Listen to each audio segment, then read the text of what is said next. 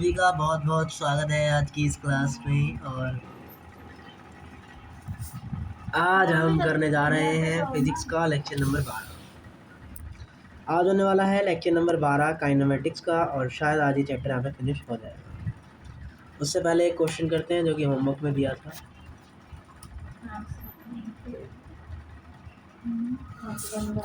आपके पास दो ट्रेन है,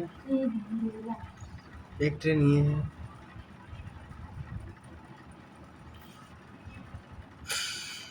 और एक ट्रेन ये है।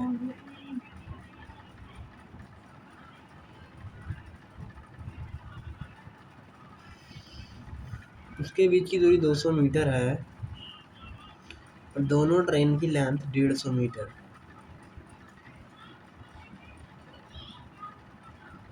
क्वेश्चन में पूछा है कि ये वाली रेलगाड़ी इसको ओवरटेक करती है तो ओवरटेक करने में 50 सेकंड लेती है, और इसका इनिशियल वेलोसिटी है 30 मीटर पर सेकंड। तो क्वेश्चन में बोला है इसका एक्सेलरेशन क्या होगा। तो इसको कैसे करेंगे हम सॉल्व।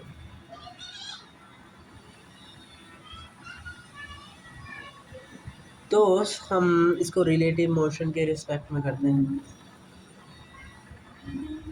तो b का velocity with respect to a क्या होगा।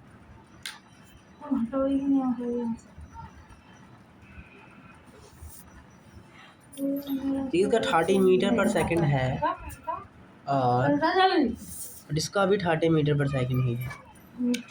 तो इसका मतलब जो वेलोसिटी है a और b, मतलब b का a के रिस्पेक्ट में वो 0 होगा। इसका मतलब velocity of a with respect b with respect to a is 0, because दोनों का ही सेम मैग्नीट्यूड है और सेम डायरेक्शन है। तो नाउ अब हम यहाँ पे लगा सकते हैं s बराबर ut plus half a t square. Total distance 500 metre पर होगा, कल भी बताया है। एक्सीलरेशन निकाल लीजिए विद रिस्पेक्ट टू ए।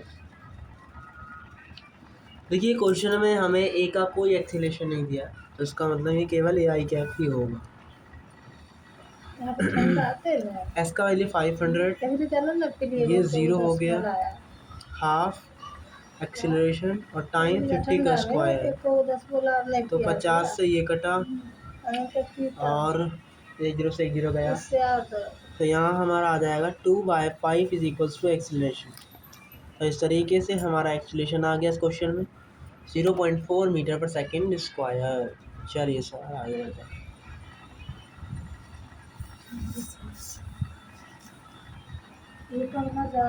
हमने कल रेन मैन का क्वेश्चन करा था और समझा था कि आपको रिलेटिव मोशन के रिस्पेक्ट में वेलोसिटी वगैरह लेके आगे बढ़ना है, काम करना है।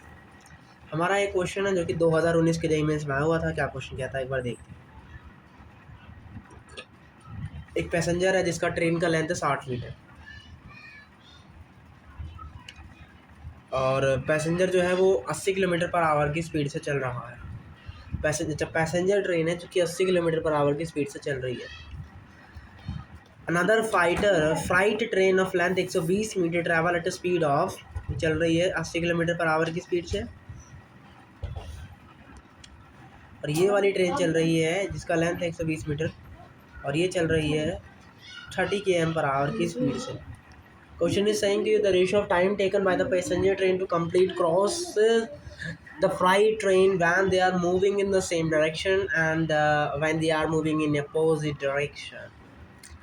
तो क्या पूछा है इसने, अपने को रेशो पूछा है times taken by the passenger train to completely cross the freight train when they are moving in the same direction and when they are in opposite direction।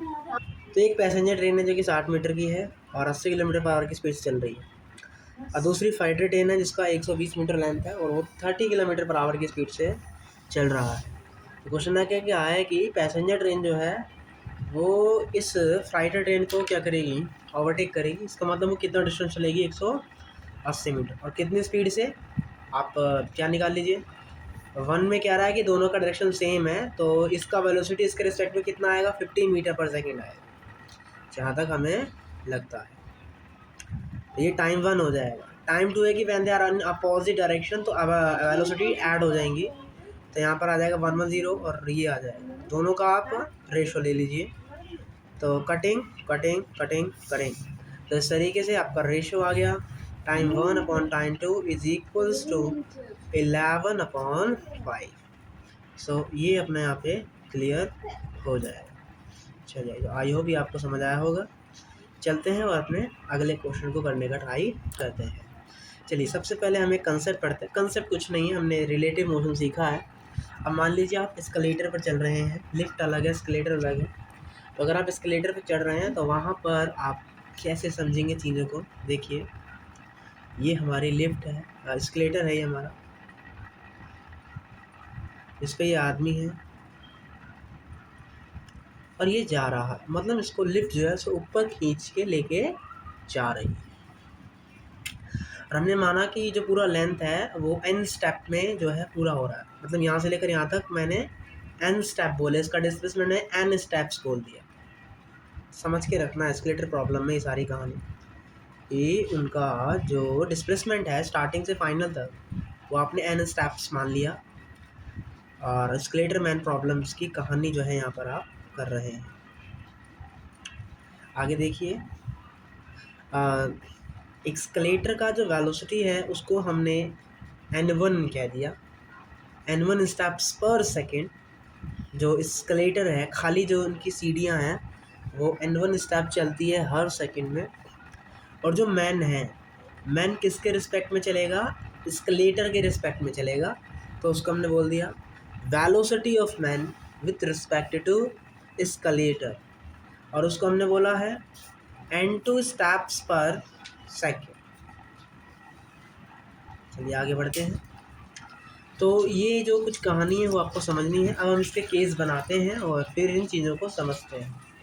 ठीक है, मान लीजिए आपके पास ये लिफ्ट है, सॉरी एस्केलेटर है, एस्केलेटर ही समझिएगा, मैं लिफ्ट बोलूँ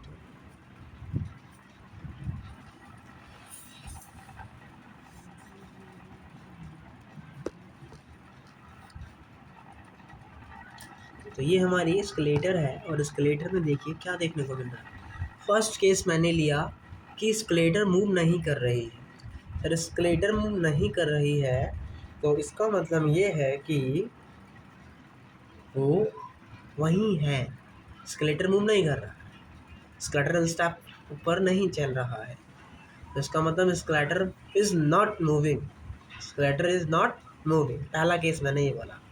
तो टाइम कैसे निकालेंगे, मतलब ये आदमी नहीं चल रहा है, ये तो आगे बढ़ती रहती है, तो ये कितने वेलोसिटी से आगे बढ़ती है, n2। अपन ने भी क्या कहा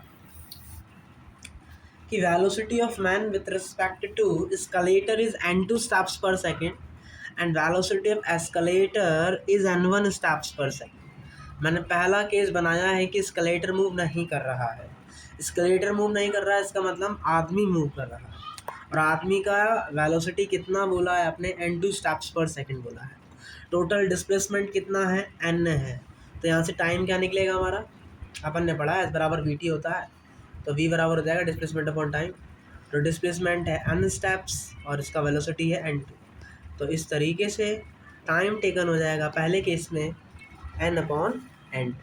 मान लीजिए दूसरा केस मैंने लिया, क्या केस लिया मैंने दूसरा, कि जो मैन है वो मूव नहीं कर रहा एस्केलेटर के रिस्पेक्ट में, बट एस्केलेटर मूव कर रही है, तो अब टाइम कैसे निकालेंगे, डिस्प्लेसमेंट अपॉन वेलोसिटी करके। और अब जो वेलोसिटी लेंगे वो वेलोसिटी हम लेंगे किसकी, वो हम लेंगे एस्केलेटर की, क्योंकि अपना जो वो है एस्केलेटर अब वो मूव कर रहा है, बट जो आदमी है वो मूव करते हुए हमें नज़र नहीं आ रहा है।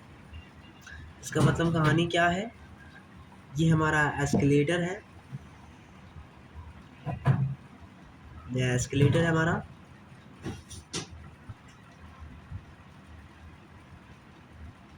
तो ये आदमी पहले केस में ये आदमी मूव कर रहा है, एस्केलेटर मूव नहीं कर रहा, तो इसके केस में टाइम कितना आया था n, और इसकी वेलोसिटी, इस आदमी की वेलोसिटी।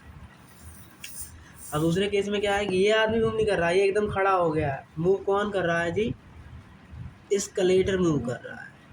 एस्केलेटर मूव कर रहा है। एस्केलेटर के जो स्टेप्स हैं वो मूव कर रहे हैं बेसिकली, ये मूव करते हुए नज़र आ रहे हैं एक एक स्टेप। तो यहाँ पर इसका टाइम टेकन क्या आ जाएगा? यहाँ पर इसका टाइम टेकन आ जाएगा क्या? इसका n step and velocity of escalator. चलिए आगे बढ़ते हैं। अब थर्ड केस बनाते हैं। अब जो बंदे हैं वो दोनों मूव कर रहे हैं। इसका मतलब क्या है? अब आपका ये दोनों साथ मूव कर रहे हैं और इज मूविंग। आदमी भी मूव कर रहा है, एस्केलेटर भी आगे ऊपर की तरफ जा रही है। हमने क्या बोला है? जो एस्केलेटर है वो आगे की तरफ मूव कर रहा है।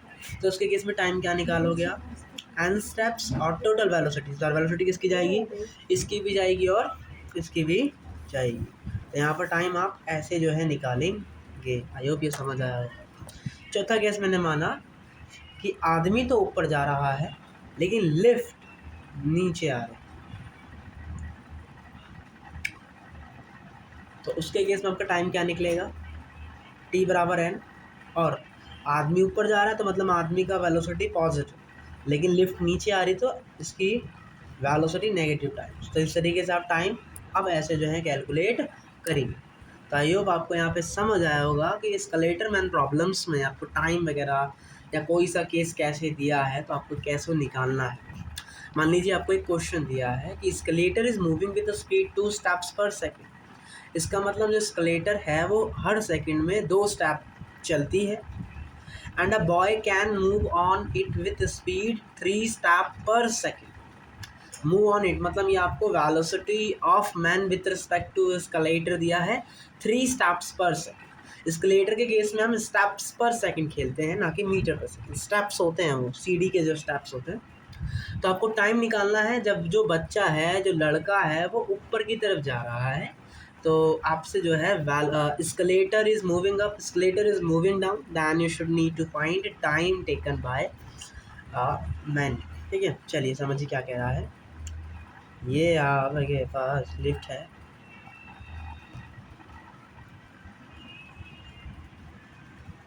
देखिए लिफ्ट है और आदमी का ये दिया है आपको 3 स्टेप्स पर सेकंड और एस्केलेटर का दिया है 2 स्टेप्स पर सेकंड। टाइम टेकन निकलवाना है और टोटल कितना डिस्प्लेसमेंट है, कितने स्टेप्स है जी? 12 स्टेप्स। 12 है। एस्केलेटर से मूविंग विद स्पीड 2 स्टेप्स पर। हाँ, टोटल स्टेप्स हैं 12। तो कैसे निकालेंगे महाराज जी? तो उसने बोला है कि escalator is moving up. Escalator जो है वो ऊपर की तरफ मूव कर रहा है चच्चा। तो कैसे निकालेंगे आप इन्हें? अपन ने पढ़ा है कि टाइम बराबर क्या होता है इसके केस में? टोटल स्टेप्स और दोनों की वेलोसिटी का सम।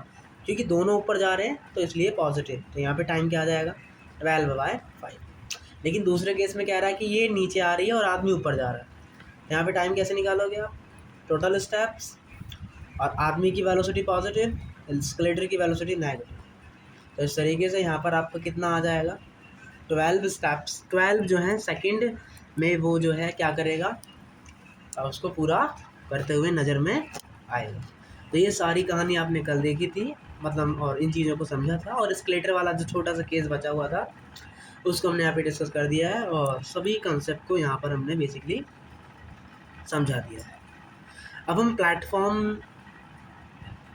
के केस में एक बार प्लेटफॉर्म के केस में भी समझ लेते हैं कि अगर प्लेटफॉर्म पे मोशन हो रहा है तो उसको रिलेटिव मोशन में आप कैसे यहाँ पे जो है।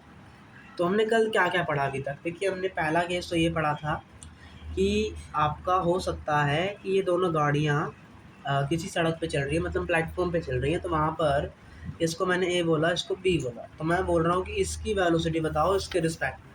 तो सर हम क्या करते थे? वेलोसिटी ऑफ बी बराबर velocity of B minus velocity of A से हम क्या करते थे? इसका वेलोसिटी निकलवाते थे विथ रिस्पेक्ट टू ए। तो हम ऐसे जो है यहाँ पे काम करते थे। फिर हमने अपना सेकंड केस देखा था रेलगाड़ी वाला, और उस रेलगाड़ी वाले को भी हमने समझा था। तीसरा केस हमने देखा था एस्केलेटर प्रॉब्लम, जो हमने आज ही देखा और आई होप वो भी आपको समझ आ गया होगा। और अब एक चौथा केस रह गया है जो कि हमें समझना है, और वो केस है रिवर बॉट प्रॉब्लम। ये फाइनल केस होगा और इसके बाद चैप्टर में कुछ भी नहीं रहेगा। तो ये हमारा फाइनल टॉपिक्स रहने वाला है जिसका नाम है रिवर बॉट प्रॉब्लम।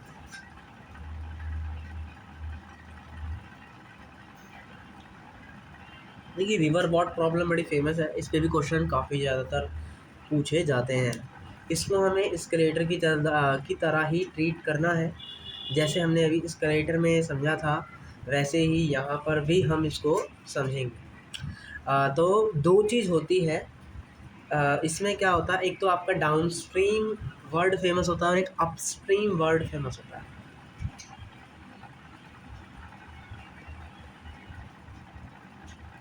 एक डाउनस्ट्रीम होता है और एक अपस्ट्रीम होता है। डाउनस्ट्रीम जो होता है वो जिस डायरेक्शन में आपकी नदी बह रही है उसी डायरेक्शन में आपका जो बोट होता है वो भी बहता हुआ नज़र आता है। तो तब हम कहते हैं ये डाउनस्ट्रीम है। लेकिन अपस्ट्रीम होता है जिस डायरेक्शन में रिवर बह रही है उसकी अपोजिट डायरेक्शन में बोट का बहना हमारा अपस्ट्रीम कहलाता है। तो ये दोनों चीज़ आपको समझ में आनी चाहिए। अब इसमें भी हमें क्या करना होता है, हमें जो वेलोसिटी लेनी है या जो हमें दी जाती है बोट की, वो वाटर की रिस्पेक्ट में दी जाती है। इसका मतलब velocity of boat is equals to क्या हो जाएगा with respect to water, velocity of boat minus velocity of water. तो अगर हमें से क्वेश्चन में बोलता है कि वेलोसिटी ऑफ बोट बताइए, तब हम क्या करेंगे, velocity of boat with respect to water में वेलोसिटी ऑफ वाटर प्लस कर देंगे। तब हमें पता लग जाएगा कि इस बोट का जो वेलोसिटी है वो ग्राउंड की फ्रेम से क्या है। लेकिन जो क्वेश्चन में जनरली दिया होगा वो आपको boat with respect to water दिया जाता है। और हम जो boat with respect to water बोल रहे हैं ये क्या है, शांत पानी में चाल है। बोट में पानी के चाल की क्षमता को हम बी विद रिस्पेक्ट टू डब्ल्यू बोल रहे हैं। चलिए क्वेश्चन करते हैं। और इतना बड़ा कोई तगड़ा यहाँ पे कंसेप्ट नहीं है जो ना हो। क्रॉसिंग द रिवर में हो सकता है थोड़ा दिक्कत आए, लेकिन वो भी एक इजी ही टॉपिक है। चलिए आगे बढ़ते हैं, करते हैं वैसे क्वेश्चन को। एक नाव है जो कि 20 मीटर पर सेकंड की स्पीड से मूव कर रही। How long does it take to move 1200 metre down stream and return back if the river flows steadily at 5 metre per second. Question ने बोला है कि जो बोट है वो 20 मीटर पर सेकंड की स्पीड से पानी में चल रही है। इसका मतलब आपको boat with respect to water दिया गया है और वाटर का जो वेलोसिटी है वो आपको 5 मीटर पर सेकंड क्वेश्चन में दिया है और ये डाउन स्ट्रीम चल रहा है, मतलब इसका डायरेक्शन अपोजिट है। How long does it to take a move 1200 metre down stream and फिर से वो बैक आता है and return back if the river flows steadily at 5 metre per second. How long does it take, कितना समय जो है ये लेगी। आपने को यहाँ पे टाइम जो है पूछा गया है। क्वेश्चन में हमें दिया है velocity of boat with respect to water is 20 metre per second. अभी हम डायरेक्शन नहीं दिखा रहे हैं और वाटर की वेलोसिटी हमें दी है 5 मीटर पर सेकेंड। तो यहाँ से अगर हम बोट की वेलोसिटी निकालें तो वो क्या आएगी कि बोट को पार करना है ना, तो बोट का वेलोसिटी क्या आएगा, दोनों को प्लस करके, मतलब 25। देखिए इसको भी हमें समझना पड़ेगा, दोनों को प्लस करके आएगा। अब देखिए क्या केस है, एक तो कह रहा है कि वो उसी की दिशा में चल रहा है और एक रिटर्न बैक हो रहा है। समझिएगा,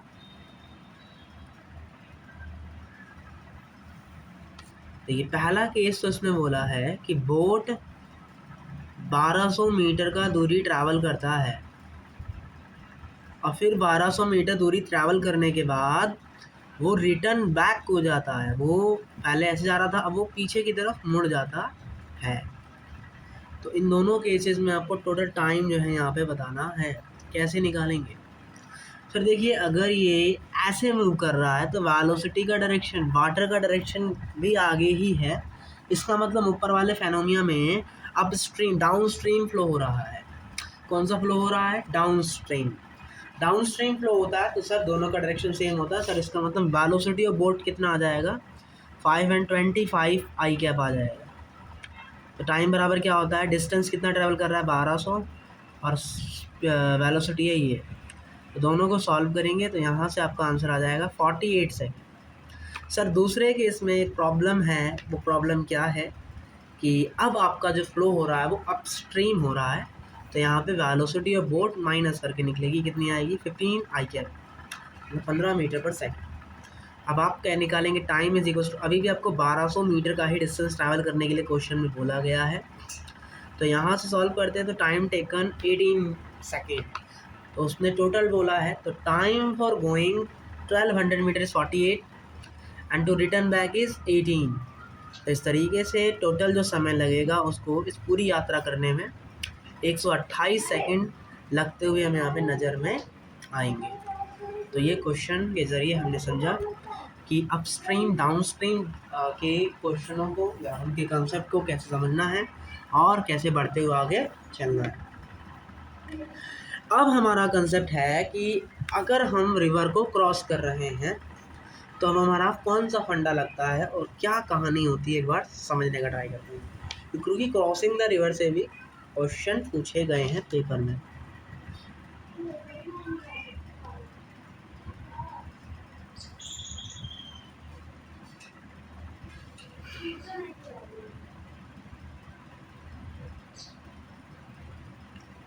देखिए क्रॉसिंग द रिवर में है क्या, आप रिवर को क्रॉस कर रहे हैं, इसका मतलब कुछ ऐसा है, आप एक किनारे हैं, नदी के एक किनारे हैं,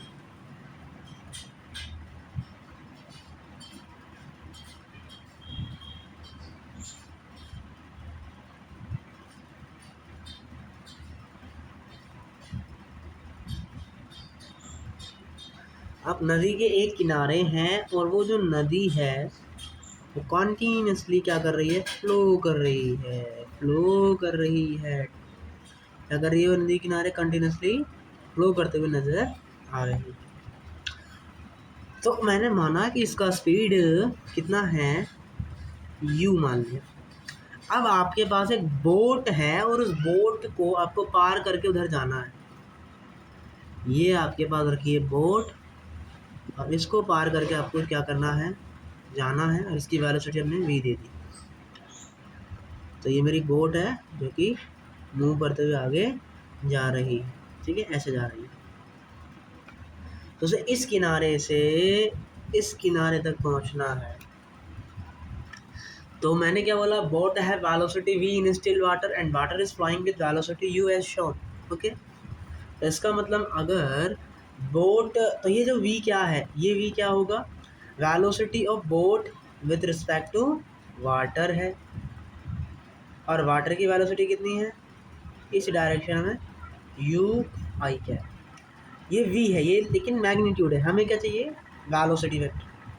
तो हम क्या करेंगे, इसके कंपोनेंट कर देंगे, इसको थीटा बोला है तो ये हो जाएगा v cos थीटा और ये हो जाएगा हमारा v sin थीटा। इसका मतलब बोट की वाटर के रिस्पेक्ट में वेलोसिटी आ जाएगी v cos theta I cap plus v sin theta j cap. और सेम वही प्रोसेस, अगर आपको वेलोसिटी ऑफ बोट निकलवाना है तब हम क्या करेंगे, दोनों की वेलोसिटी को ऐड कर देंगे। तो आई होप आपको ये समझ आया होगा कि आपको वेलोसिटी कैसे पहचाननी है, क्या करना है, क्या नहीं करना। आई होप आपको यहाँ पे ये समझ में आया होगा, ठीक है। तो हमने क्या देखा कि अगर मैं वेलोसिटी बोट निकालता हूँ तो वो क्या आती है मेरे यहाँ से, दोनों को प्लस कर दोगे तो आई कैप वाला आई कैप जुड़ जाएगा, तो v cos theta plus u I cap plus v sin theta j cap. तो ये क्या हो जाएगी हमारी वेलोसिटी ऑफ बोट। इसका मतलब जो वेलोसिटी का x एक्सिस में वेक्टर है और जो वाटर की वेलोसिटी है वो दोनों ऐड हो जाती है क्योंकि वो x डायरेक्शन में। तो यहाँ से हमें ये समझ आता है, ठीक है। चलिए अब समझते हैं, ये तो छोटे मोटी चीज़ें हुई जो कि हम यहाँ पे समझी। आइए हम असल में बताना क्या चाह रहे हैं चीज़ों से, हम आइए एक बार बताते हैं।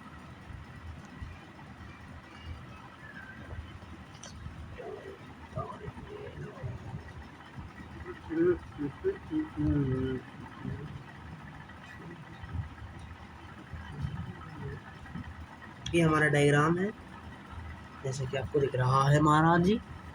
तो क्वेश्चन ने कहा है time to cross the river. आपको बताना है कि ये बोट इस रिवर को क्रॉस करने में कितना समय लेगी। ठीक है, आपको जो है यहाँ पे ये बताना है। तो अपन ने क्या समझा कि जा तो वो रही है यहाँ, लेकिन बोट का असल में डायरेक्शन किधर आएगा, यहाँ कहीं आएगा। बोट का डायरेक्शन कहाँ आएगा, यहाँ कहीं आएगा, क्योंकि इसमें u और जुड़ गया है। उसकी x वाली एक्सिस में आपका जो u वाला वेक्टर है वो और जुड़ गया है। इसका मतलब अब जो v की वेलोसिटी वो यहाँ कहीं आएगी।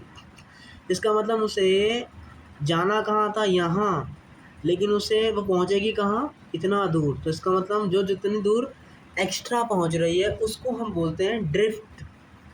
ड्रिफ्ट करना मतलब अपने रास्ते से भटक जाना। तो सबसे पहले हम वाई एक्सिस में निकालेंगे कि इसे टाइम क्रॉस करने में कितना समय लगेगा इन वाई एक्सिस। तो यहाँ से लेकर यहाँ तक की दूरी को मैंने क्या बोल दिया, डी बोल दिया। समझिए।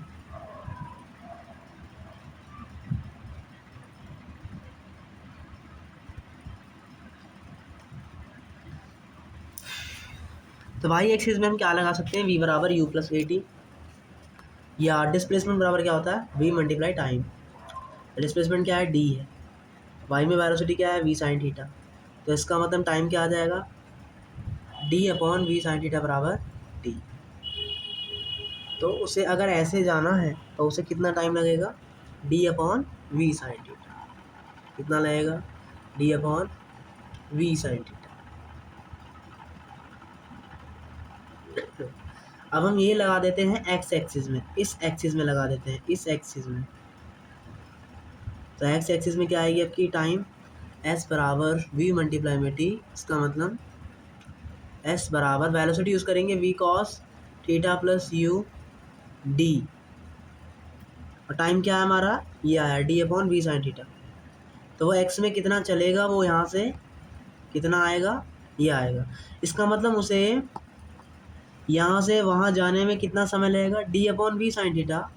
और क्योंकि वो थोड़ा सा अपने रास्ते से भटक गया है तो वो कितना आगे मूव करेगा, ये आप कैसे निकालेंगे, इस चीज़ से निकालते हुए नज़र में आएंगे। तो आपको ये फॉर्मूले याद नहीं करने हैं, आप इन चीज़ों को समझ के रख सकते हैं। अब दूसरा तो क्या बोल सकता है कि इस रिवर को अगर क्रॉस करना है और आपसे शॉर्टेस्ट टाइम बोले तो क्या होगा। तो अगर इसको रिवर क्रॉस करने तो शॉर्टेस्ट टाइम होने के लिए साइन थीटा को क्या होना पड़ेगा, मैक्सिमम होना पड़ेगा।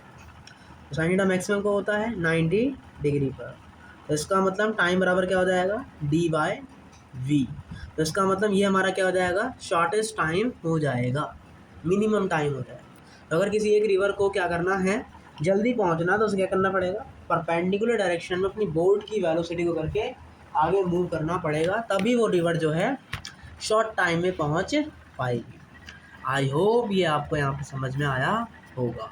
चलिए अब अगला केस आपका, हमें टाइम पता है, हमें x पता है। अब यहाँ से हम एक चीज़ और बना सकते हैं, क्या, टाइम बराबर है d upon v sine theta, और x में अपना आंसर क्या आया था अभी, v cos theta plus u multiply में टाइम। यहाँ आया था, बिल्कुल आया। अगर x बराबर 0 हो जाए, इसका मतलब वो हल्का सा भी ड्रिफ्ट नहीं हुआ है, तो उसके केस में क्या होगा, कॉस थीटा बराबर कितना आ जाएगा हमारा, माइनस यू बाय वी।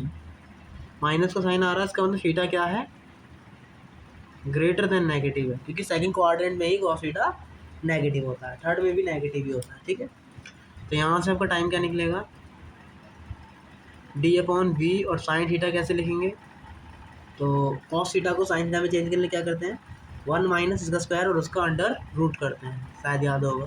तो इसका मतलब क्या हो जाएगा, ये 1 minus u square upon v square. तो यहाँ से सॉल्व करते हैं, तो यहाँ से अपना फाइनली टाइम का फार्मूला क्या बनता है, डी अपॉन रूट में v square minus u square. तो आपको ये यहाँ पे याद रख के चलना है कि उसे मिनिमम टाइम कितना लगेगा, डी अपॉन अंडर रूट में दोनों की वेलोसिटी के स्क्वायर का डिफरेंस। आई होप आपको ये समझ में आया होगा। और ये शॉर्टेस्ट टाइम है उसे रिवर क्रॉस करने का। चलिए अब अगला कंसेप्ट है एरोप्लेन वाइंड प्रॉब्लम का। हवा में आपको क्या चल रहा है, एरोप्लेन चल रहा है, ये है हमारा एरोप्लेन।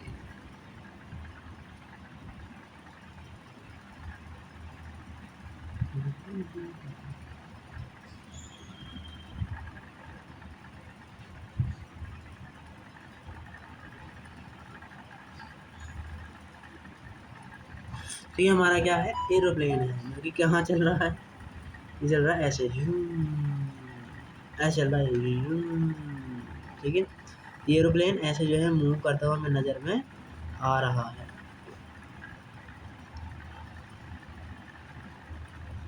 ठीक है बटा भाई, आया वो समझ है।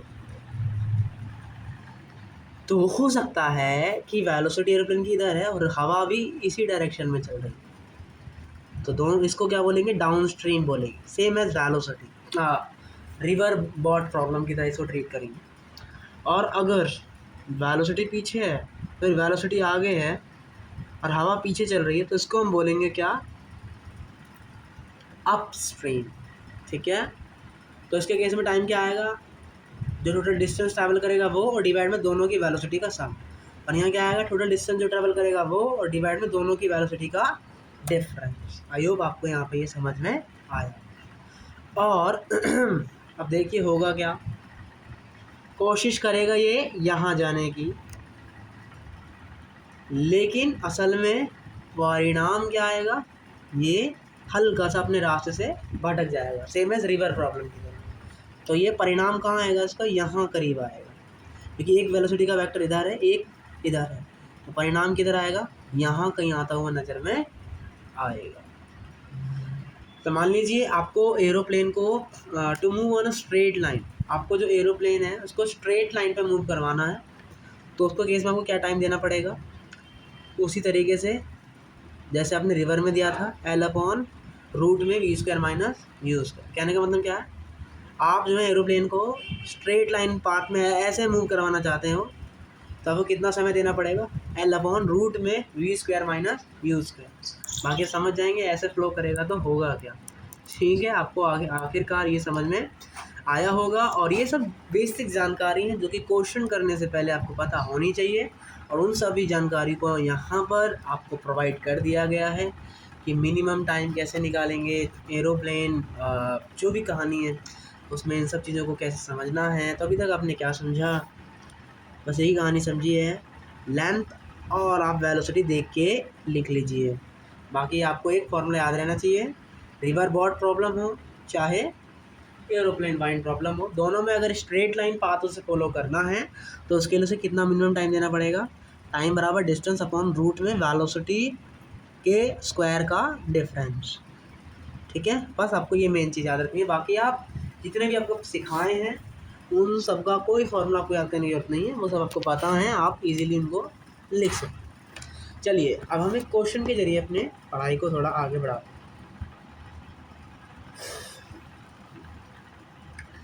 एक एरोप्लेन है जो कि स्क्वायर लेंथ ए में मूव कर रहा है।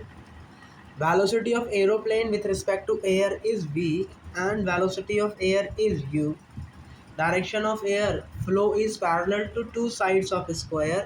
Find the time taken by plane to complete one round. Okay, plane को पूरा एक राउंड कंप्लीट करना है और ये स्क्वायर में है। देखिए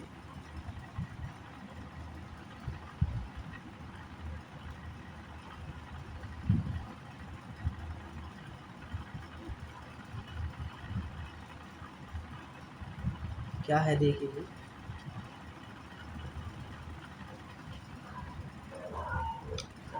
ये आपका स्क्वायर है, स्क्वायर का लेंथ ए है, एरोप्लेन यहाँ पर कहीं है और वो मूव कर रहा है।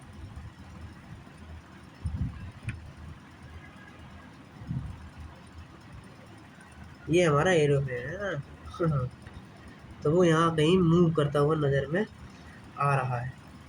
और वो कैसे ट्रैवल कर रहा है, पहले वो यहाँ जाता है ऐसे, अब फिर वो यहाँ से टेढ़ा हो जाता है क्योंकि उसे स्क्वायर की फॉर्म में मूव करना है। फिर वो ऐसे यहाँ पे जो है मूव जाता है, ऐसे कर जाता है, ठीक है। फिर उसके बाद जो एरोप्लेन है अब वो कौन सी डायरेक्शन में मूव कर जाता है, इस डायरेक्शन में मूव कर जाता है, ठीक है। और अब जो प्लेन है वो किधर मूव कर जाता है महाराज, इस डायरेक्शन में।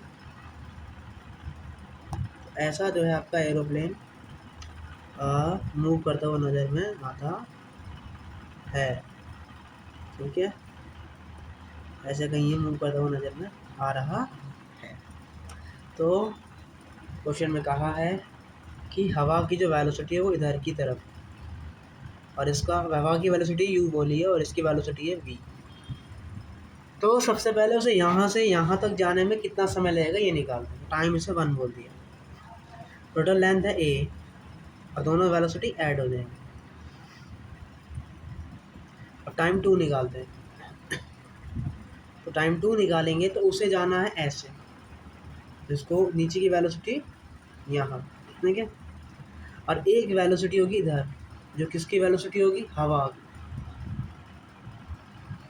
हमने क्या पढ़ा, कभी भी स्ट्रेट लाइन में मूव करना चाहता है तो अपने पाथ से हल्का सा भटक जाता है। तो असल में इसका जो परिणाम होगा वो किधर आएगा, इस डायरेक्शन में आएगा। उसकी वेलोसिटी इस डायरेक्शन में आपको कहीं देखने को मिलेगी। इसका मतलब यहाँ पर क्या आ जाएगा, v cos थीटा, और यहाँ क्या आ जाएगी, v sin थीटा। तो इन दोनों ने तो एक दूसरे को बैलेंस कर लिया। तो असल में वेलोसिटी कौन दे रहा है, ये दे रहा है v cos थीटा। तो टाइम 2 बराबर क्या आ जाएगा, ये डिस्टेंस डिवाइड में ये वाली वेलोसिटी, और ये दोनों आपस में बराबर हैं। इसका मतलब v sin थीटा बराबर क्या हो जाएगा, u। तो इसका मतलब sin थीटा बराबर क्या आ गया, u बाय v आ गया। तो यहाँ से cos थीटा की जगह हम क्या लिख सकते हैं, तो और हमने पढ़ाया भी है कि जब भी ऐसा कोई केस आ जाए आपको मूव कैसे करवाना है, स्ट्रेट लाइन में मूव करवाना है। कैसे मूव करवाना है आपको, स्ट्रेट लाइन में। तो वहाँ पर टाइम कितना होता है, इन दोनों की वेलोसिटी का डिफरेंस। तो यहाँ पे डायरेक्ट क्या आ जाएगा, एरोप्लेन की वेलोसिटी और वाइंड की वेलोसिटी। अब टाइम 3 निकालते हैं। तब ये इस डायरेक्शन मूव कर रहा है और हवा इस डायरेक्शन में चल रही है। यहाँ पे टाइम क्या आएगा, इन दोनों की वेलोसिटी का डिफरेंस। ये टाइम 3 आ गया। अब क्या निकालते हैं, टाइम 4। टाइम 4 फिर से कैसे जाना है, स्ट्रेट लाइन पाथ में। यहाँ पर भी टाइम क्या आएगा अपना, ए रूट में दोनों की वेलोसिटी के डिफरेंस का स्क्वायर, और स्क्वायर के डिफरेंस आ गया ये। अब क्या करना है, आप सभी समय को प्लस कर दीजिए। तो यहाँ से टोटल टाइम कितना आ जाएगा, टाइम ऑफ फ्लाइट कितना आ जाएगा, a upon v plus you plus and plus ये दोनों प्लस हो जाएंगे, सेम है इसलिए √2a v square minus u square. तो इस तरीके से ये अपना यहाँ पे क्या हो जाएगा, आंसर हो जाएगा, ठीक है। तो आपको आई होप ये यहाँ पे जो है समझ में आ गया होगा। चलिए, तो ये काफ़ी अच्छा क्वेश्चन था और थोड़ा सा लॉजिकल भी था, लेकिन अगर आपने सारे कंसेप्ट समझे हैं तो मे भी आपको यहाँ पे समझ में आ गया होगा, ठीक है। चलिए, अगला क्वेश्चन है, एक मैन है जो कि स्विम कर रहा है, तैर रहा है जी नदी में, और नदी की स्पीड है 5 मीटर। सॉरी, नदी की नहीं है, ये आदमी की स्पीड है 5 metre per second in still water. How long does it take to cross a river 100 metre wide if the river flow steadily at 3 meter per second? He makes his strokes normal to the river current. He makes his strokes normal to the river current. River जिस दिशा में flow कर रही है उसके perpendicular दिशा में ये चल रहा है, तैरने की कोशिश कर रहा है। How far down the river does he go when he reaches the other bank? समझिए मोटा भाई, पानी पानी पानी पानी, ये हमारा पानी बहुत सारा, ये बहुत सारा पानी, हमारा बहुत सारा पानी है। देखिए, ये एक आदमी है जो कि ये ऐसे जाने की कोशिश कर रहा है, लेकिन जाएगा कैसे, ऐसे जाएगा। तो ये कितना डिस्प्लेस हो गया, एक्स डिस्प्लेस हो गया। तो आपको पहले तो ये निकालना है और साथ में टाइम भी निकालना है। और ये वाली लेंथ कितनी है, 100 मीटर। और इस दिशा में वेलोसिटी कितनी है, 3 मीटर पर सेकेंड। और इस आदमी की वेलोसिटी कितनी है दिशा में, 5 मीटर पर सेकेंड। तो इसका मतलब टाइम ऑफ फ्लाइट क्या आ जाएगा हमारा, यहाँ से वहाँ तक जाने का समय, डिस्टेंस अपॉन ये वाला टाइम, सॉरी वेलोसिटी समझे करो। टाइम कितना आ गया, 20 मीटर पर सेकेंड। एक्स में क्या वेलोसिटी, सिर्फ यही है। तो एक्स बराबर क्या आ जाएगा, एक्स वाली वेलोसिटी मल्टीप्लाई टाइम। तो एक्स में कितना डिस्प्लेस होगा, 60 मीटर। आई होप आपको यहाँ पे ये समझ में आ गया होगा। चलिए अगला क्वेश्चन करते हैं। आप सिर्फ जेईई मेंस से क्वेश्चन है, और जितने भी छोटे मोटे जो भी बहुत छोटे छोटे जो कॉन्सेप्ट हैं जो कि यूज़फुल हैं, जो कि समझने में काम आएंगे, वो सब यहाँ पर आपको पढ़ा दिया गया है। चलिए क्वेश्चन करा जाए। आप जेईई मेंस के PYQ हैं उनको करते हैं। The stream of a river is flowing with speed 2 kilometre per hour, इस दिशा में बह रही है। Swim at speed 4 kilometre per hour. What would be the direction of the swimmer with respect to the flow of the river to cross the river straight? अच्छा, इसको सीधा जाना है। सीधा जाने के लिए इसका डायरेक्शन किधर होना चाहिए, देखिए मोटा भाई, अगर सीधा जाना है तो इसको कहाँ जाना चाहिए, ऐसे जाएगा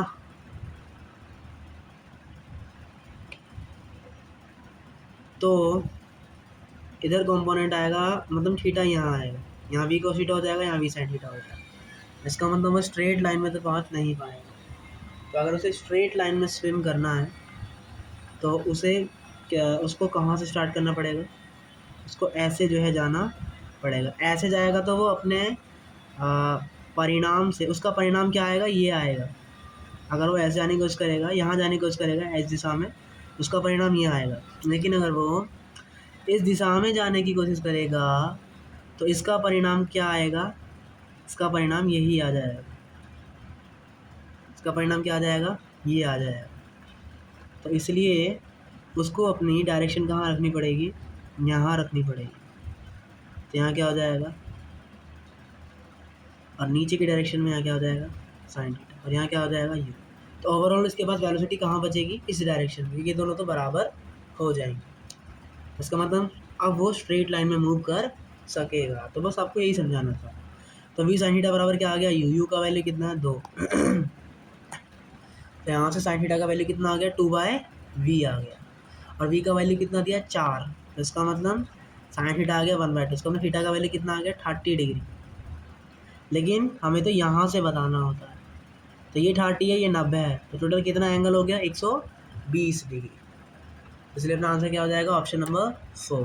ठीक है, चलिए अब कुछ आपके एरिया वगैरह निकलवाने क्वेश्चन है जो कि आप खुद कर सकते हैं, इतना कुछ इसमें हार्ड नहीं है।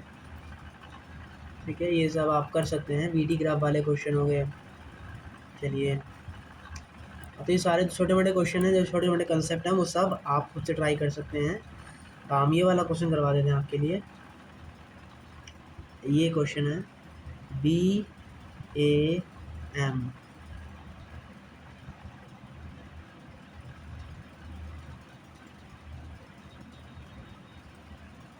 टाइम T क्या पूछा है, एक्सीलरेशन टाइम का ग्राफ बताइए। ये वेलोसिटी टाइम है। अब वो क्या पढ़ाया है,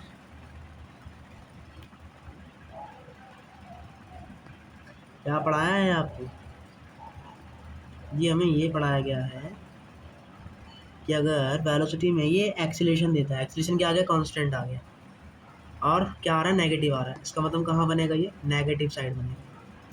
फिर उसके बाद फिर से क्या आ रहा है, फिर से नीचे जा रहा है।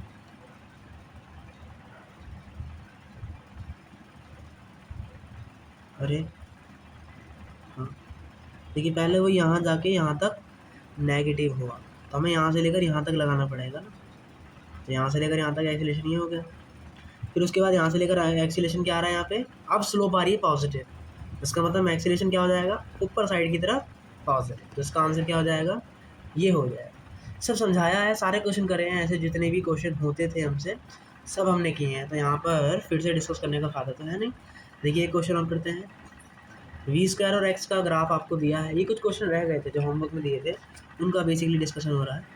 20, 40, 60 और 80 ये पॉइंट्स हैं कुछ, और ये 0, 10, 20 और यह है 30। ये एक्स है और वो वी स्क्वायर है। क्या पूछा है? एक्सीलरेशन पूछा। अगर मैं स्लोप निकालूं तो स्लोप क्या आएगा? अब वी स्क्वायर और एक्स का स्लोप निकालें तो क्या आएगा? इसका differentiation x respect to x, इसका मतलब 2v dot d v by d x, और ये क्या होता है हमारा? एक्सीलरेशन होता है। तो 2ab बराबर यहाँ से क्या आ जाएगा हमारा? V square upon x.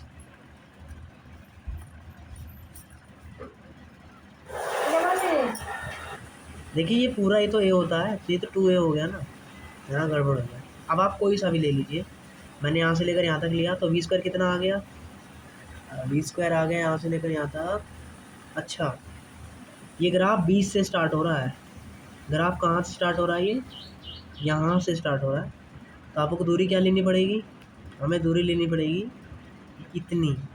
Total कितनी है? 80, और ये माइनस कर देंगे तो हमें ये वाली दूरी मिल जाएगी, और ये कितनी आएगी? 60। इसका मतलब वी स्क्वायर कितना लेंगे? 60, और एक्स कितना लेंगे? 30। तो इस तरीके से हमारा एक्सीलरेशन क्या आ गया? 1 मीटर पर सेकेंड स्क्वायर। इस तरीके से ये वाला क्वेश्चन भी हमने कर लिया, और थोड़ा सा ये टिपिकल था। एक और क्वेश्चन है ग्राफ से रिलेटेड, और काफ़ी अच्छा क्वेश्चन है वो। वी और एक्स का ग्राफ हमें दिया गया है। ये वी नोड है, ये एक्स नोड है। The velocity of displacement graph of a particle is show. आपको एक्सेलरेशन और एक्स में ग्राफ बताना है। तो वी और एक्स को अगर हम भाग दें तो क्या मिलेगा? तो ये कांस्टेंट वैल्यू मिलेगी। इसका मतलब यहाँ से तो अपना आंसर नहीं आ रहा, लेकिन ये बराबर क्या होता है? V d v by d x. और इसको तो हम जानते हैं, ये तो दोनों की स्लोप हो जाएगी। तो स्लोप यहाँ से क्या आएगी हमारी? माइनस के वी नोट बाई एक्स। इसका मतलब इसकी जगह हम क्या लिख सकते हैं? Minus v naught by x. इसका मतलब यहाँ पे एक्सप्रेशन क्या बन जाएगा? वी माइनस के यहाँ क्या बन जाएगा हमारा? माइनस वी मल्टीप्लाई में वी नॉट एंड अपॉन में एक्स। ये अपना एक्सीलरेशन आ गया। तो यहाँ से ये आ गया हमारा। अब हमें ग्राफ बनाना है, तो ग्राफ बनाते हैं। तो स्टार्टिंग करते हैं ग्राफ बनाने की। तो ऊपर वाला ग्राफ देखते हैं। तो सबसे पहले जो पार्टिकल था उसका वेलोसिटी वी नोट था। तो अगर मैं वी की जगह वी नोट रख दूँ तो यहाँ पे मेरा एक्सीलरेशन क्या आएगा? वी नोट का स्क्वायर और अपॉन में एक्स नोट। इसका मतलब जो एक्सीलरेशन है वो वी नोट स्क्वायर के प्रोपोर्शनल आ रहा है। यहाँ से अगर हम देखें,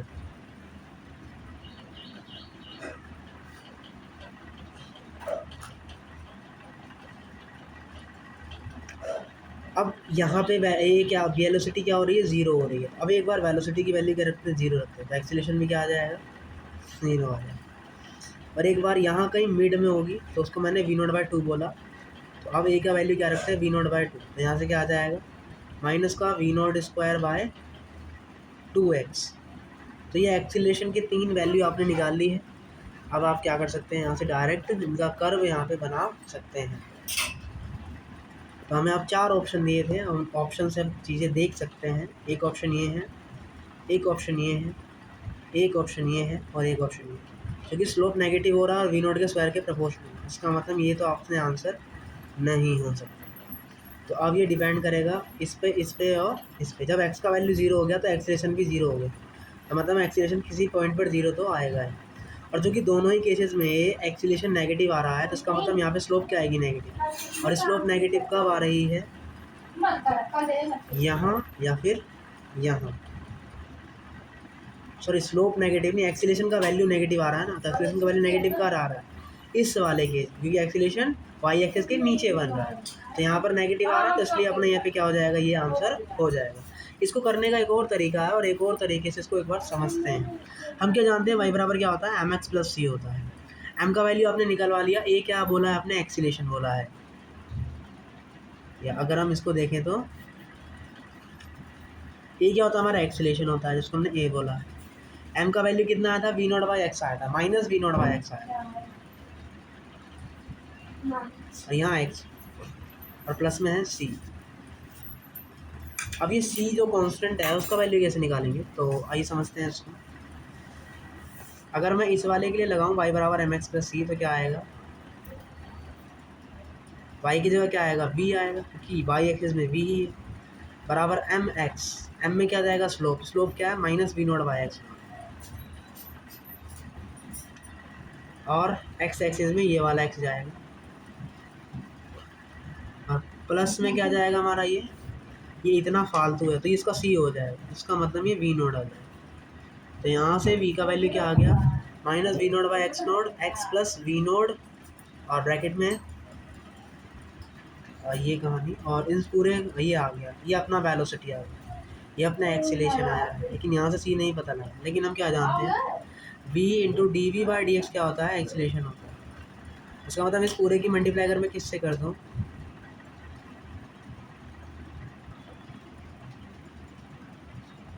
minus v naught by x naught से, यहाँ से क्या आएगा, यहाँ बन जाएगा v naught square x naught,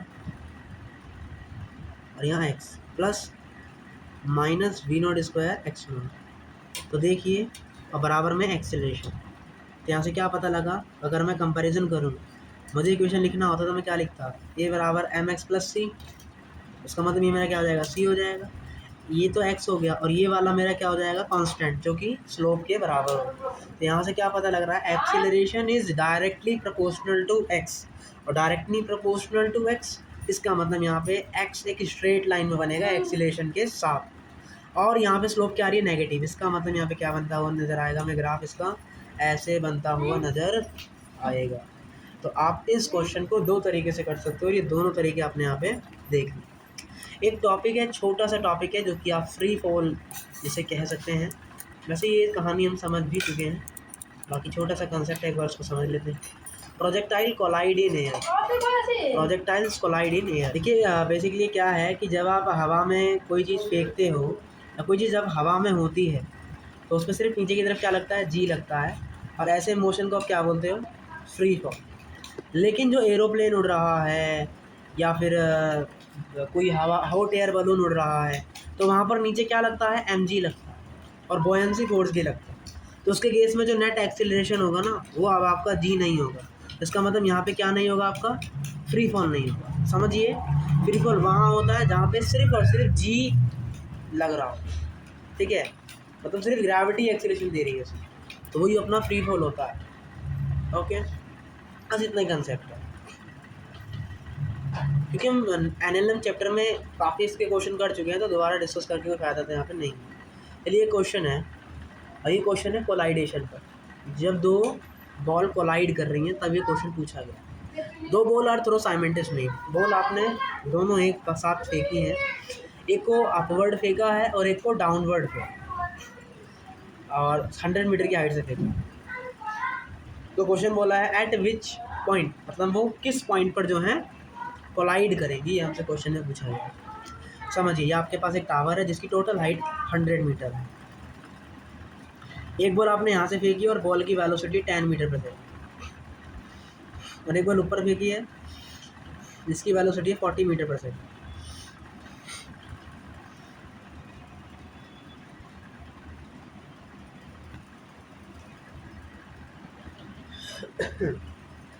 तो अब कह रहा है कि जब ये दोनों बॉल आपस में टकराएंगे तो उस समय उनकी दोनों की हाइट क्या होगी, ये हमसे क्वेश्चन में पूछा गया है।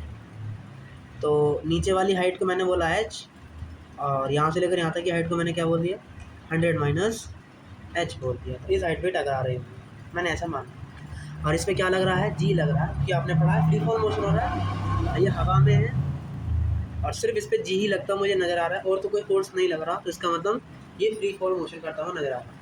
तो पहले मैं पार्टिकल ए के लिए एच निकालता हूँ, 10 बराबर क्या होगा, UT plus half a t square.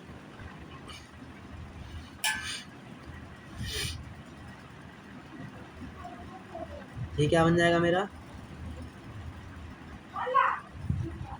अरे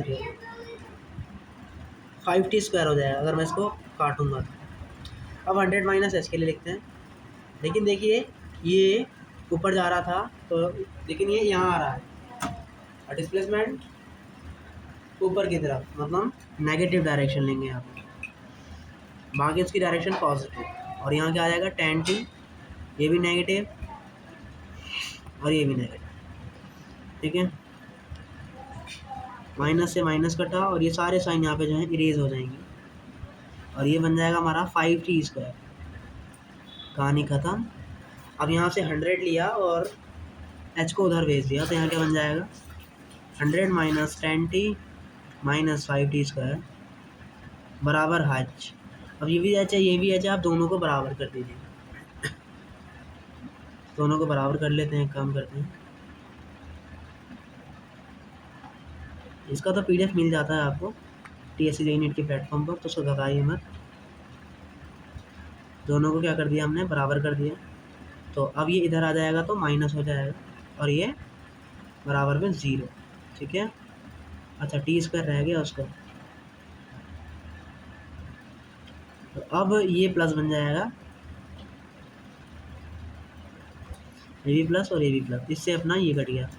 40 और 10 कितना हुआ 50t और ये 100 हो जाएगा। कहीं डायरेक्शन में गड़बड़ किया होगा जिस वजह से अपना टाइम नेगेटिव आ रहा है, बाकी टाइम पॉजिटिव ही आया है। कहीं साइन का दिक्कत होगा।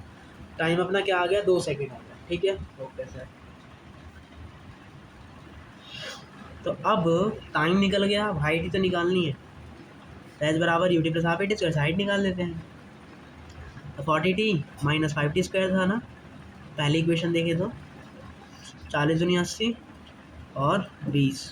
तो इस तरीके से वो 60 मीटर की हाइट पर क्या मिलेंगे, एक दूसरे से टकराएंगे। क्वेश्चन में आपसे यही पूछा गया था। चलिए अब अगला क्वेश्चन है, सेम क्वेश्चन है। At which point will the ball collide along the same line of motion. अब ये तो हमने किया ग्राउंड की फ्रेम से, अब हम करते हैं with respect to ball. Ball की फ्रेम से अगर हम करें तो क्या आंसर आएगा, एक बार समझते हैं। तो किसी के रिस्पेक्ट भी आप कर सकते हो, मैं with respect to ball B करता हूँ। तो ए का velocity with respect to B क्या आएगा, tan j cap and plus tan j cap, तो कितना आ जाएगा 15 j कैप आ जाएगा। और बी का वेलोसिटी क्या हो जाएगा 0 हो जाएगा, कि बी तो उसके रिस्पेक्ट में 0 हो जाएगा ना, कि बी तो देख रहा है। तो इसका मतलब ये टोटली कितना डिस्टेंस ट्रैवल कर रहा है अपना a/b 100 मीटर, तो वो ट्रैवल करने में कितना समय लगेगा 2 सेकेंड लगेगा। टाइम ऑफ फ्लाइट कितना आ गया 2 सेकेंड आ गया। अब now come to ground frame to calculate. अब ये ग्राउंड फ्रेम पे आने वाला है, आपको टाइम तो पता लग गया। तो बस अब क्या करेंगे आप, एच बराबर यूटी प्लस हाफ एटी² लगा दीजिए दोनों में से किसी भी एक बॉल के लिए। तो मैं दूसरी वाली बॉल के लिए लगा दूंगा, तो यहाँ क्या आ जाएगा 40t माइनस 5t²। तो यहाँ से अपना आंसर कितना आ गया 60 मीटर। आया समझ हमने कैसे किया। देखिए मैंने बी के वेलोसिटी को 0 माना, तो इसकी वेलोसिटी 50 है। तो अब ये नॉर्मल एक बॉल की तरह बिहेव कर रही है।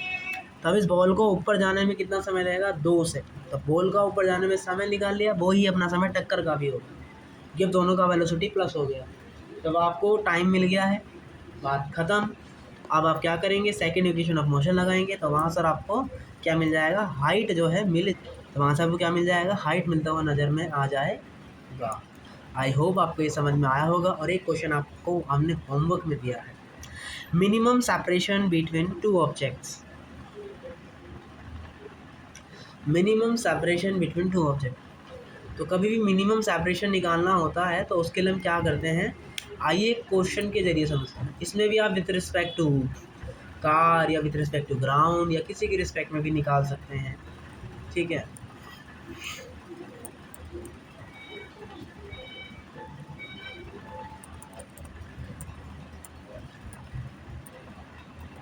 देखिए तो दो कार हैं, एक ए है और एक बी है, दोनों कांस्टेंट स्पीड से क्रॉस रोड पे चल रही है। Position of both car T बराबर 0 आर पिक्चर में दिखा रखा है। दोनों का मिनिमम सेपरेशन बिटवीन पूछा है दोनों के कार का। ऐसे चल रही थी कार, एक कार जा रही है इस डायरेक्शन में ऐसे,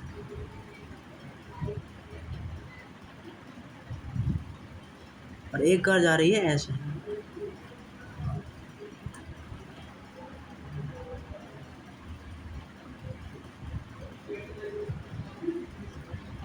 ठीक है, ये कहानी।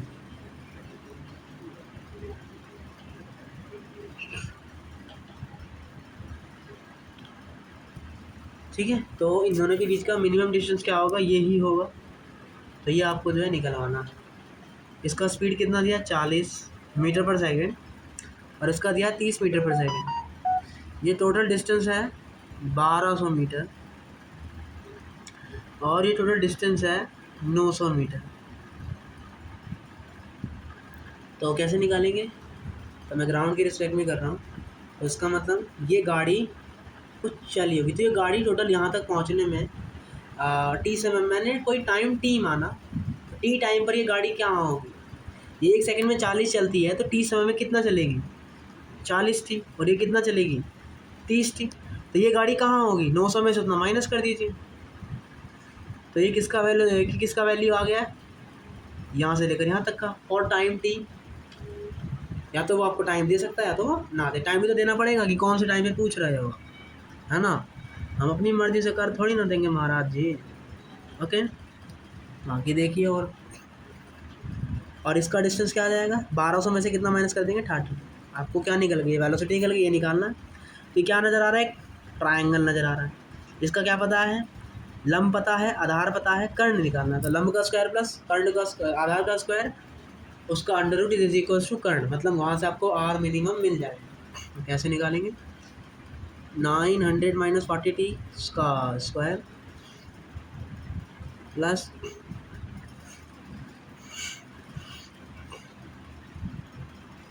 इसका अंडर रूट।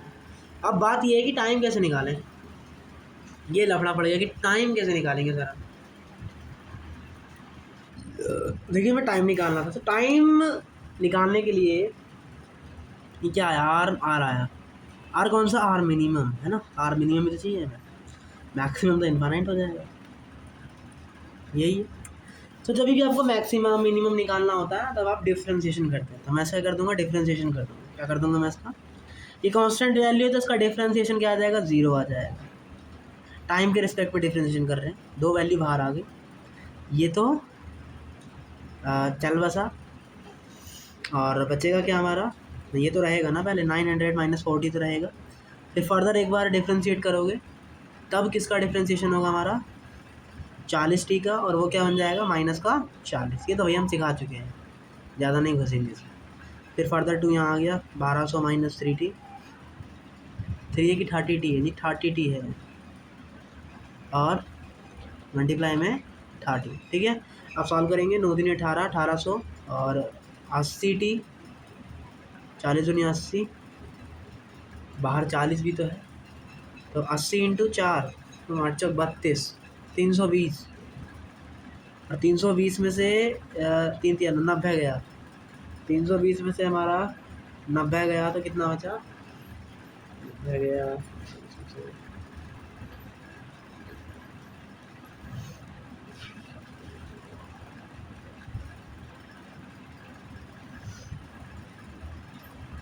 देखिए 9 दिन 18, 80t, 40, 1872। एक काम और कर सकते हैं ना, 0 और 0 कॉमन ले लेंगे, बाहर कट जाए, तो 8 से मल्टीप्लाई करनी है, तो 8 से 72, और 8 से भी क्यों मल्टीप्लाई करनी है, 2 और 2 ये भी तो कॉमन आ जाएंगे, तो ये भी बाहर से कट जाएंगे। तो बस मल्टीप्लाई कैसे करनी है, 4 से, 4 निम 36, 4 चौक 16, प्लस का 160, देखो 3600 माइनस का, माइनस बाहर है, प्लस 3600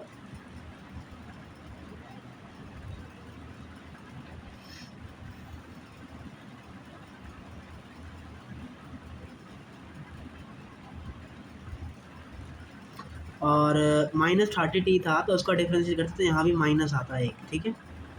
तो यहाँ क्या आ जाएगा, माइनस का 3600 और माइनस माइनस प्लस 30 या 90t, 36 36 72 और क्या हो जाएगा, प्लस का 7200 बराबर में 250t। टाइम बराबर क्या आ गया हमारे यहाँ से 720/25, 25, ये 25 दूनी 50 और 25 अठे 200 और फिर 25 अठे 200, समय कितना आ गया 28.8 सेकेंड। तो आपको ऐसे पहले टाइम निकालना पड़ेगा। अब आपका टाइम निकल गया तो आर मिनिमम क्या हो गया हमारा 900 माइनस 40 मल्टीप्लाई 28.8 का square and plus 1200 minus 30 multiply 28.8 का स्क्वायर। थोड़ा कैलकुलेशन हार्ड पड़ गया, इस पूरे को सॉल्व करेंगे तो आंसर आएगा 420 मीटर, ठीक है। इसको करने का एक और तरीका है, रिलेटिव मोशन से करेंगे। देखिए रिलेटिव मोशन का यूज़ कब करते हैं, जब किसी की वेलोसिटी को रोकना पड़े। तो मैं क्या एक काम करता हूँ कि मैं इसके रिस्पेक्ट में इसका मोशन चेक करता हूँ। तो मतलब इसको ए बोला, इसको बी बोला, तो इसका मतलब इसके रिस्पेक्ट में इसका जो है पाथ वगैरह मैं यहाँ पे चेक करूँ। तो वेलोसिटी ऑफ बी क्या आ जाएगी हमारी with respect to A, velocity of B कितनी है हमारी 30 इस डायरेक्शन में, 30 जे क्या है, माइनस इसकी इस डायरेक्शन में -15 आई क्या है। इसका मतलब इधर 30 है और इधर 40 है, सॉरी 40 है। दोनों का रिजल्टेंट क्या आएगा, वो यहाँ कहीं आएगा, आप निकाल सकते हो, वो सिखाया है। दोनों का रिजल्टेंट क्या आ जाएगा, ये आ जाएगा। ओके, अब देखिए स्टार्टिंग में वो यहाँ थे तो ये वाली वैल्यू कितनी थी 900, ये कितना था 1200। तो थीटा कैसे निकालेंगे, लंब बट्टे आधार करके, तो 12/9 आएगा जो कि 4/3 बन जाएगा। तो थीटा लंब, इस बार लंब ये है, आधार ये, थीटा के सामने वाला लंब होता है ना, तो क्या हो जाएगा 3/4। इसका मतलब थीटा का वैल्यू कितना हो गया 37 डिग्री। इसका मतलब क्या कह सकते हैं हम कह सकते हैं कि यहाँ से लेकर यहाँ तक की जो वैल्यू है वो कितनी आ गई 37 डिग्री आ गई, ठीक है। ये 37 डिग्री है। और अब कौन सा एंगल निकालते हैं अब हम ये वाला एंगल निकालते हैं। कैसे निकालेंगे, देखिए 40 और 30 ये एंगल निकालना है। तो ये वाली साइड भी वही होगी, थीटा के सामने वाला लंब। तो थीटा बराबर क्या हो गया, लंब बट्टे आधार। और 4/3 किसका वैल्यू होता है 53 डिग्री का। तो इसका मतलब क्या हो गया, मतलब दिमाग लगा सकते हो कि ये टोटल पूरे की वैल्यू कितनी आ जाएगी हमारी 53 डिग्री आ जाएगी। इसका मतलब इस वाले की वैल्यू कितनी आ जाएगी 16 डिग्री। इस वाले की वैल्यू कितनी आ जाएगी 16 डिग्री। अब कभी भी आर मिनिमम निकालना होता है ना किसी का भी, तो हम उसका परपेंडिकुलर डिस्टेंस लेते हैं। तो इसके रिस्पेक्ट में इसका जो पाथ होगा वो कौन सा होगा, ये वाला होगा। तो मतलब वो ऐसे चल रहा होगा। तो कभी भी मिनिमम डिस्टेंस चाहिए होता है तो हम परपेंडिकुलर खींच देते हैं। तो ये जो होगा डिस्टेंस वो यहाँ पर अगर आ जाए तो इन दोनों के बीच का डिस्टेंस क्या हो जाएगा, मिनिमम हो जाएगा। तो इसका मतलब क्या करना पड़ेगा आपको, इससे परपेंडिकुलर डिस्टेंस यहाँ पे खींचना पड़ेगा, और वही हमारा क्या होगा आर मिनिमम भी होगा। तो इसका मतलब अगर मैं अब एक ट्रायंगल बनाऊँ तो मुझे कौन सा ट्रायंगल देखने को मिल रहा है, ये वाला, ये, और एक जो है ऐसे जा रहा है ये वाला ट्रायंगल। इसका मतलब ये देखने को मुझे मिल रहा है। ये तो आर मिनिमम हो गया, ये 16 डिग्री है। अब ध्यान से अगर हम देखें तो ये है क्या, ये 900 है, ये 1200 है, ये 90 डिग्री है। तो ये हमारा क्या हो जाएगा कर्ण। तो मतलब 900 का स्क्वायर 1200 का स्क्वायर, 2 जीरो बाद में लगा लेना कोई दिक्कत नहीं है। 9 का स्क्वायर 81, 12 का स्क्वायर 144, 144 और 81 जोड़ेंगे तो कितना आएगा 225। तो 225 मतलब ये कितना आ गया 15 आ गया, और 2 जीरो और लगा दो। इसका मतलब ये कर्ण का वैल्यू कितना आ गया 1500। इसका मतलब इसका वैल्यू कितना है, तो हम क्या जानते हैं, हमें इसका वैल्यू चाहिए। तो क्या करना पड़ेगा, लंब बट्टे कर्ण। तो इसका मतलब sin 16 बराबर लंब बट्टे कर्ण। ऐसे क्वेश्चन नीट वगैरह में मुश्किल हैं आए, तो उसको आप नीट वाले छोड़ सकते हैं, ज़रूरत नहीं है इसको करने की। बाकी समझने के लिए हम इसको समझ सकते हैं। तो साइन 16 डिग्री कैसे निकालेंगे? 53 में से 37 माइनस करते तो 16 आ जाता है। इसका मतलब इसकी जगह क्या लिख सकते हैं हम? अब साइन ए माइनस बी लगा दीजिए। तो साइन 53 का वैल्यू कितना होता है? 4/5। कॉस 53 का वैल्यू भी कितना होता है? कॉस 35 का वैल्यू 4/5 माइनस 3/5। कॉस 37 का 3/5, सॉरी कॉस 53 का 3/5 और साइन 37 का भी 3/5 और मल्टीप्लाई किससे? 1500 से। 16 में से 9 गया तो 7 बचे और डिवाइड में 25। इस तरीके से अपना आंसर क्या आ गया? 420 आ गया। तो दोनों ही मेथड सही हैं। सेकंड मेथड में कैलकुलेशन इजी है, एंगल में थोड़ा फंस जाएंगे।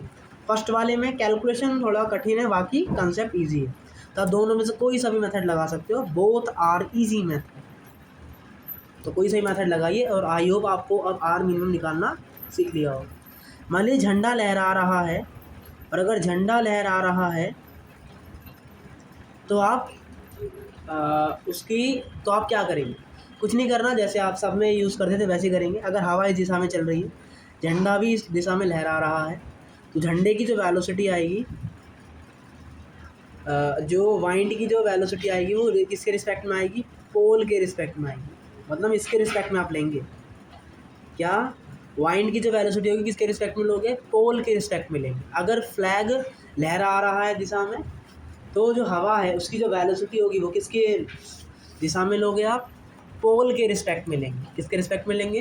पोल के रिस्पेक्ट में लेते हुए हम नज़र आएंगे। चलिए, अब आपको एक आध क्वेश्चन दिया गया है, वो सारे क्वेश्चन आपको ट्राई करके लेके आने हैं। आई होप आपने इस चैप्टर को बड़े अच्छे से समझा होगा और इसके जो भी कंसेप्ट थे उनको सीखने का आपने प्रयास किया होगा। आई होप आपको सभी क्वेश्चन, और हमने जेईई मेंस के PYQ भी साथ के साथ कर लिए हैं। कुछ PYQs होमवर्क के लिए दिए हैं, करीबन 10-15 होंगे। उसके बाद आपका ये चैप्टर एकदम फिनिश हो जाएगा और आई होप आपका अब इस चैप्टर को लेकर कोई भी डाउट नहीं होगा। हमने NLM कर लिया है, हमने काइनेमेटिक्स कर लिया है, पूरा कंप्लीट काइनेमेटिक्स कर लिया है। उसके एक आध क्वेश्चन जो आज होमवर्क में दिए हैं अपन उसका डिस्कशन किसी दिन कर लेंगे, और हमने सभी चीज़ों को यहाँ पे समझा दिया है और सारे क्वेश्चन यहाँ पे हमने देख लिए। अब इस चैप्टर में कोई सा भी टॉपिक नहीं रहा। हमने समझा कि रिलेटिव मोशन में सिर्फ रिलेटिव कंसेप्ट को समझना था, बाकी सब में वही कहानी लगनी थी, एक जैसा था, सब में एक जैसा था। कुछ भी इसमें नया या कुछ भी अलग इसमें या इस पूरे चैप्टर में आपको देखने को नहीं मिला।